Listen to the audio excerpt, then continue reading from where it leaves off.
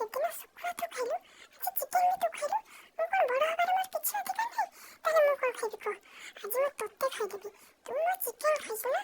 ହଁ ଚିକେନ ଖାଇଛୁ, ବଡ଼ ଭାଇ ଭାବରେ ଚିକେନ ଖାଇବୁ। ଫୁଣି ମୋ ସାଙ୍ଗେ ଝଗଡ଼ା କରୁଛୁ, ଦେଖିବୁ ଏଇନା ଦେଖିବୁ। ହଁ ବହୁତ ମୁହଁ ବଢ଼ିଗଲାଣି ତୋର। ରହ ଏଥରକ ଯେତେବେଳେ ମୁଁ ଶୁଖୁଆ ଖାଇବି ତୋତେ ଆଉ ଦେବିନି।